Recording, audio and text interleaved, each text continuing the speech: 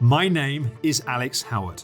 For nearly 20 years, I've been a therapist here in London. I am deeply passionate about helping people make real, positive change in their lives. Having been through therapy myself at different stages of my own life, I know how transformative it can be. That's why I started In Therapy, a series that follows the stories of brave participants as they go on therapeutic journeys with me. Join us as we go behind the scenes, as people grapple with issues like depression, anxiety, and chronic illness, and join my mission to break the stigma around mental health and asking for help. This is In Therapy with me, Alex Howard.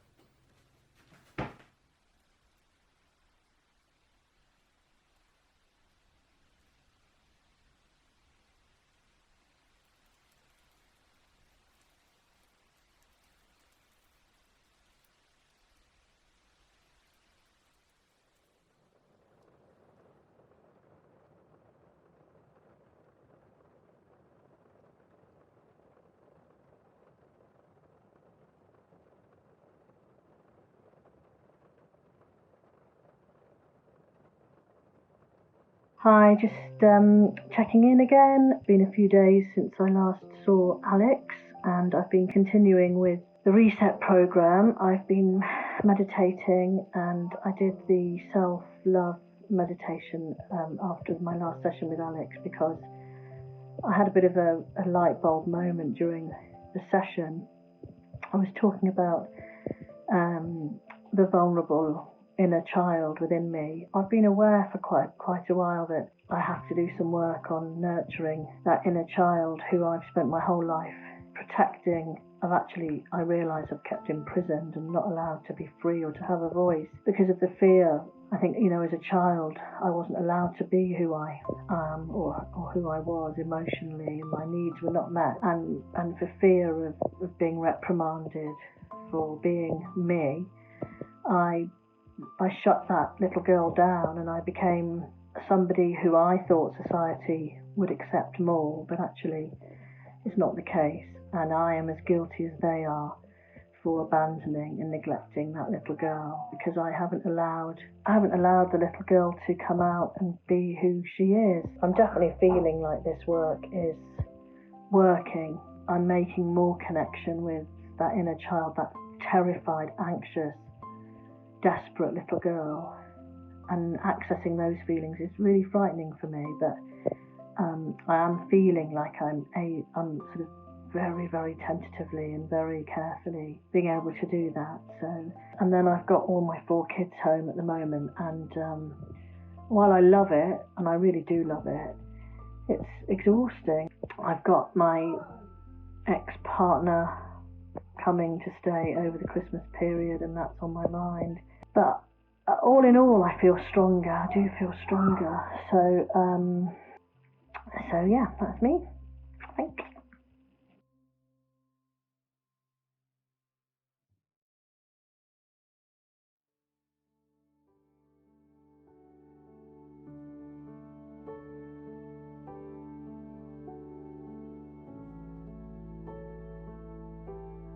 Really, I just want to validate how you feel. I think you, in a sense, there is a level of betrayal that goes on in a situation like this, because either your ex-husband is not emotionally developed enough to understand that talking to your mother, who's supposed to be your support through a separation, talking to her behind your back and sort of aligning with her is just emotionally really unkind. He's either unable to see that, or he can see it, and therefore he's gaslighting you in your experience, that he's making you question your own feelings and your own reality. The things that we've started to talk about, particularly the scaffolding around the practices to support yourself, I think becomes really important. We're just at the beginning of our journey together, and there's much more that you'll be learning, which will help deal with situations like this, but also there's certainly work we need to do about putting boundaries in place and resetting some of these relationships so people aren't treating you in this way either. You are on a journey, and this journey ultimately is going to lead to a very different life for you, but also a very different way of being related to on the other side. Hi there. Yeah, struggling a little bit. As you know, I agreed to my estranged partner, husband, coming for the Christmas period because the kids were really keen for that to happen, and he wrote to me and asked me if I would agree to spend Christmas as a family. And I wrote back and said I didn't really want to do that. In the end, I agreed.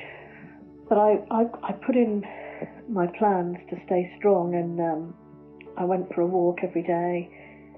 We spent Christmas together and it all went fine. There was a flashpoint on the first night when I found out that he'd been communicating with my mother about me. Prior to him coming, I asked for specific dates as to when he would come and when he would leave, and he was a bit hazy on the dates that he would leave, and so I asked, he said the 27th or the 28th, and then yesterday I asked him when he was leaving, either yesterday or today, and he said he wasn't sure and he thought he might leave it till the end of the week. And I said I wasn't happy about that because I think that, we managed to get through for 5 or 6 days without any particular upset, nothing particularly major, and that I would like us to stick to the plans that we made. Anyway, it's resulted in all the kids coming and begging me, please let him stay for another 2 days. I haven't found it easy with him here. I agreed to do it because for the kids. Anyway, there's just been the most almighty attack on me downstairs by the girls. And I tried to stand my ground, but it kills me. And then he has gone now. My daughter's taken him home, and it upsets me so much because I tried so hard to be boundaried. I tried so hard to make it a nice few days for everyone. I worked my socks off doing Christmas. I cooked all the meals, I cooked Christmas lunch, I did all the presents as usual.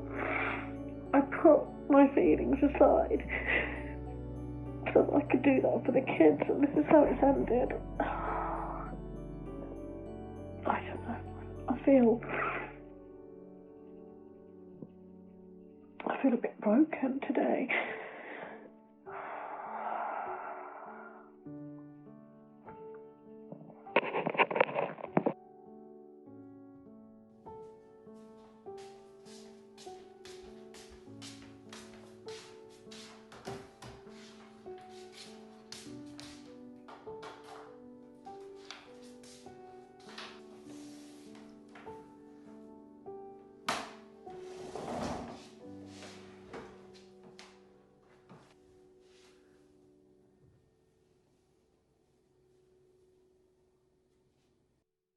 Hello.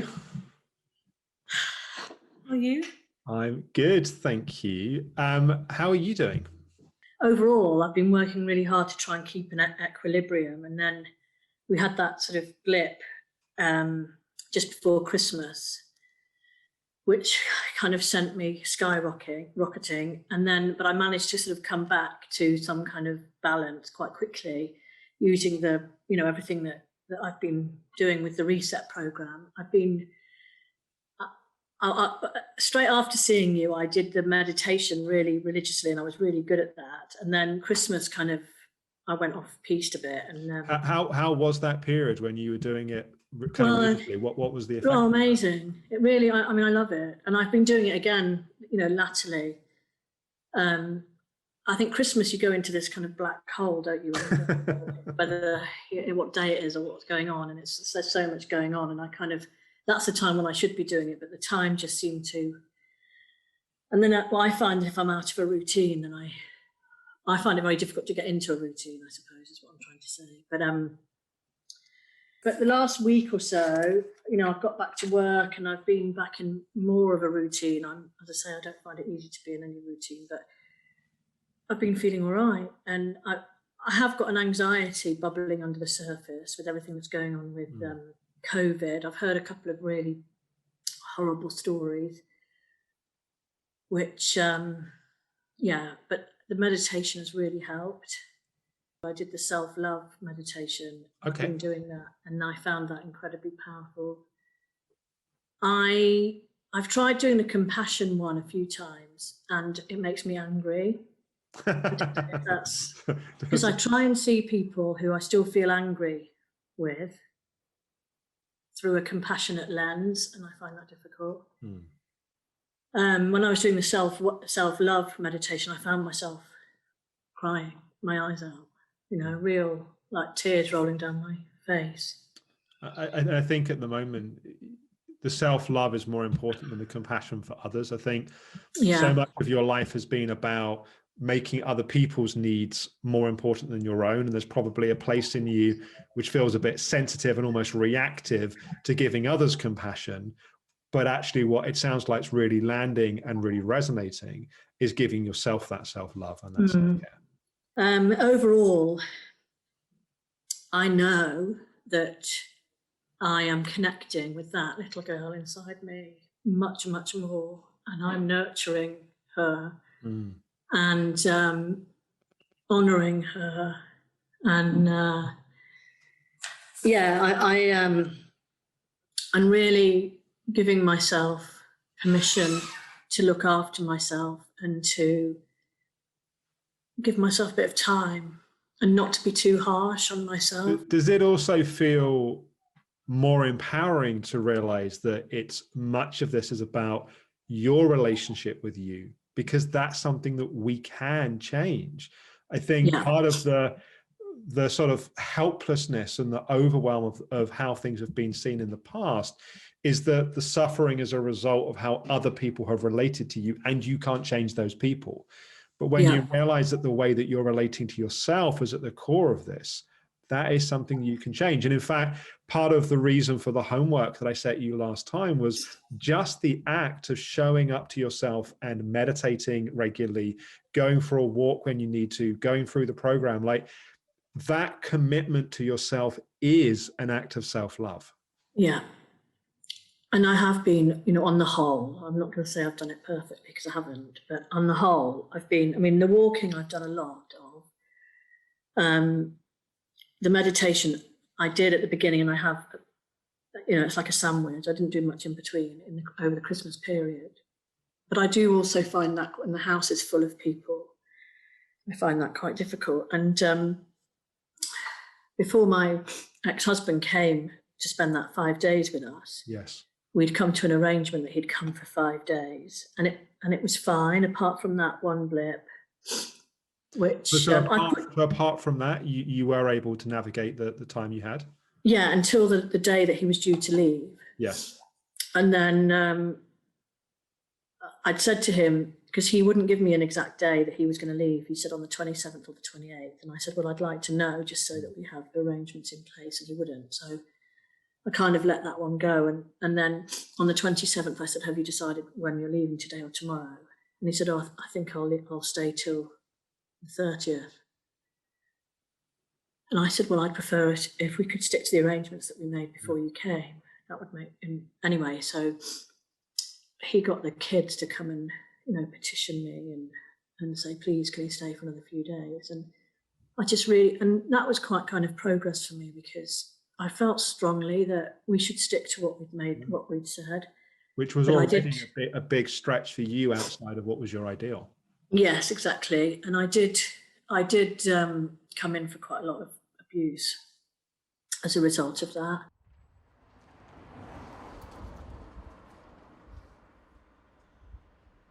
I guess my question is, with all that's going on right now, what do you need from you? Like, how do you best support yourself with all that's going on? Both practically in terms of sort of tools, in terms of how you are with yourself. Like, what are you finding is helping you support you? Obviously, meditation is one of those things. Well, I suppose when I think about, I'm still looking for that purpose in my life. I still don't really know what my purpose is. I've been feeling very drawn to, moving out of London into the countryside and getting dogs and chickens, and that's something I've always dreamt of all my life. But I don't know if that's just me. Again, that's not trusting myself, because I don't know if that's just me, that's escapism, or whether that's really what I would love.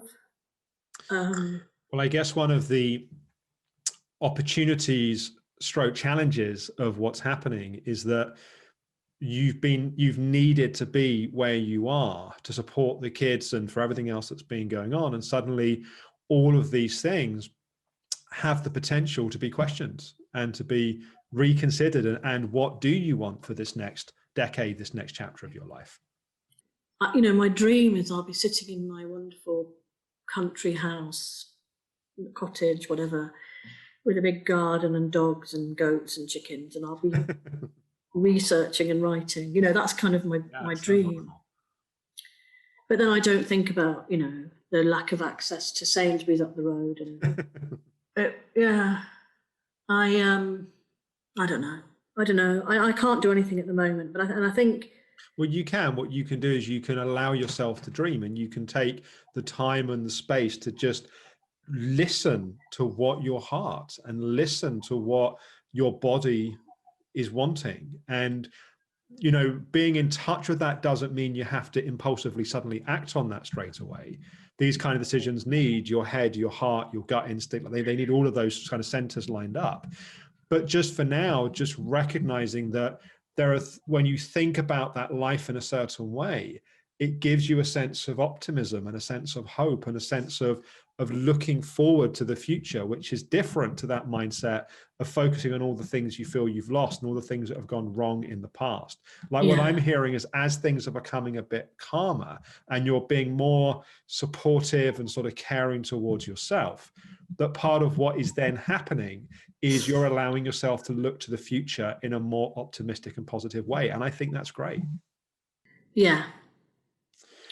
We were talking a couple of sessions ago about this idea of get into jail free cards, like certain ways of thinking about yourself and your life that cause you to get stuck. And I'm wondering, as we sort of put a bit of a spotlight on that for a minute, what you notice in the last sort of kind of weeks, how that has been. Have there been some of those kind of stuck places been coming in? I very quickly go to I am guilty. So when I wasn't doing the meditation every day, or if I didn't do a walk, or I set myself, I always have very high expectations, and if I don't meet them, then I feel guilty that I'm bad for not. So I do feel, I have this fundamental core belief, and I have already kind of uncovered that I'm guilty. So I do recognize when I'm feeling. Can you say a bit more about that? Like, what I'm guilty means what? Well, in some of the work that I've done previously, I worked out that was one of my core beliefs. Is it a sort of kind of close relation of it's all my fault sort of thing? Yeah, and it's inherently that I'm to blame, and I think that's a result of kind of being scapegoated, like I have been in my life as a child and in my marriage, and also it's not. I don't want to just apportion the blame completely. It's this idea of this independence and taking control and doing everything, being very fiercely independent and self-sufficient. And if I don't get it right, if I drop the ball or a ball, then I'm bad. I'm guilty. I haven't done it right. So it's my one begets the other. I think I had to be self-sufficient. I had to be independent because I didn't feel supported. All my life, I've sought that external validation. I have from a very young age. And I'm not doing that as much. I'm very much, since working with you, I know that I'm not doing that as much. And in one of your meditations, you said, the knowledge, I can't unknow this now, that I can go into myself and find that peace and that calmness. I don't always find it very easy, but I can do that. And that's very reassuring for me. I think we need to spend some time in the coming weeks connecting to and reminding yourself of your goodness. I think so much of the patterns in relationship have been kind of spotlighting and attacking you for either true or not true limitations or issues, that you've normalized to a place of believing those things to be true. And to counteract that, I think it would be helpful to spend some time actively looking at your things you do well, looking at your strengths, looking at the places that you've been kind. And, you know, almost like you were doing with the thought diary, at the end of each day, taking some time to write down things that you feel proud of, writing down things that you think you've done well, things that you know, they could be things that day, they could be things historically, but actively starting to put some attention on things that make you feel good about yourself. It's interesting because when I spoke to my cousin who was hospitalized with COVID, and I felt, because I've got this terrible anxiety about it as well, but I just felt so sad for her and what she had been through. And she's out of hospital now and she's recovering, but she's still not well. And the whole family, it ravaged the whole family, but she was the one who was hospitalized. And my first thought was, I want to send her some flowers to kind of lift her spirits. But then when I was sending them, and I did send her flowers, but then I was thinking, I know that I want to send her the flowers for her, but these trying to sort of unravel from all these beliefs. Then I was thinking, because I've been so used to people saying you're this, you're that, then I was thinking, am I just doing this so I feel good? And I wasn't. I knew my gut feeling was that I wasn't, but I almost felt guilty. Well, and then I've had another friend who's been very, very ill. And I kept saying, I must make her some soup. And I never got around to it. And then I have that guilt. Oh, she must think I'm an awful person because I didn't drop a food parcel round. And that's the kind of thing. But I know deep down that I want to do that for people. I want to make people happier and lift their spirits, and that empathy that's there. Yeah, you want to spread kindness in the world rather than spreading, than spreading unkindness, which you've been on the receiving end of a lot of. Yeah. But I think what often happens is our inner critic hijacks, you know, you do something for the right reasons, and then your inner critic sort of hijacks that and uses it then as ammunition against you. Yeah.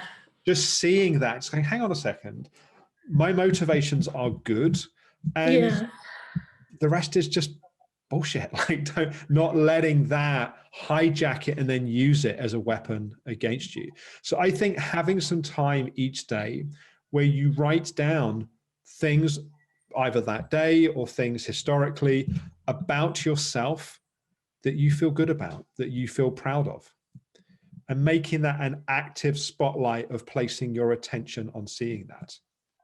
Yeah. And I am finding myself, I've enjoyed cooking a lot because my ex-husband used to do all the cooking a lot, because he loves cooking, and I've really enjoyed doing it in a clean and tidy kitchen.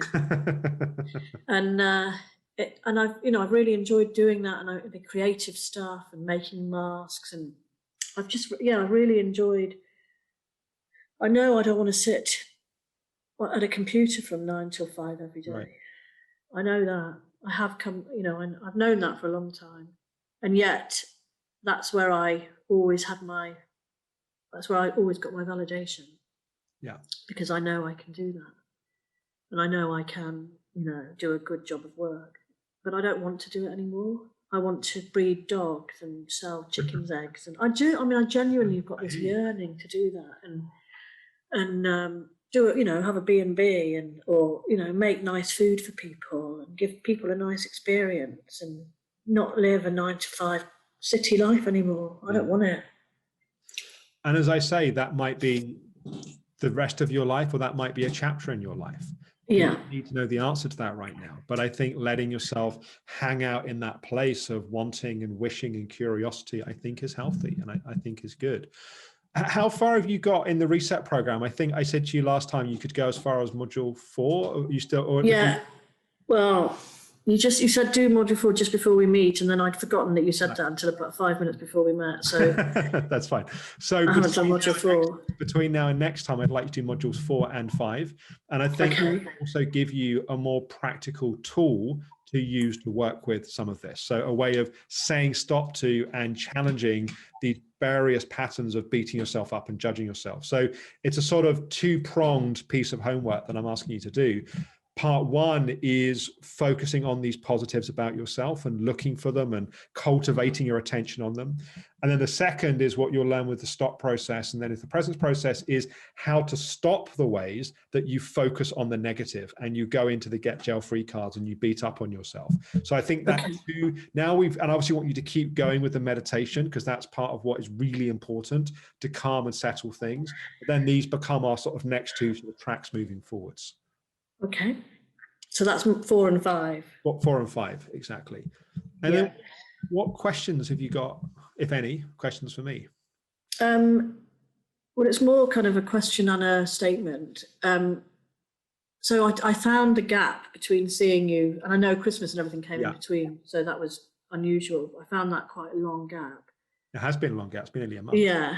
So I was hoping that it wouldn't be so long next time. No, it won't be. No, we'll look to put something in a few weeks' time. Okay. But yeah, thank you. I feel calmer now. I was just in a bit of it was quite good timing in a way. Yeah, and I think also it's understanding that you're dealing with difficult stuff. Like going through a divorce is difficult. Like, and it's exposing the very issues that you want to work on and need to work on, but you're having to work on those whilst dealing with it, which is also difficult. So just giving yourself some kindness and gentleness for that, I think is important. Yeah, thank you. Good. All right, Katie, I'll talk to you in a couple of weeks. Good luck with your homework and go gently in the meantime. Thank you. Brilliant. Take care. Bye. Bye. Bye. I hope you found this week's episode of In Therapy helpful. I think this work around the inner child that Katie's been doing is so important. And you can see that as we shift our relationship with our inner child, it starts to shape and change how we respond to everything else in our lives. Next week, we're going to be catching up with Hannah. Hannah's considering reconnecting with her father. So we're going to be exploring some of the kind of key principles of how to do that for her in a safe and protected way. We're also going to get an update on what's been happening with her nutritional work as well. Here's a taste of what's coming up next week. You're wondering about reconnecting with your dad and sort of how to do that and what you want from that and what that might look like.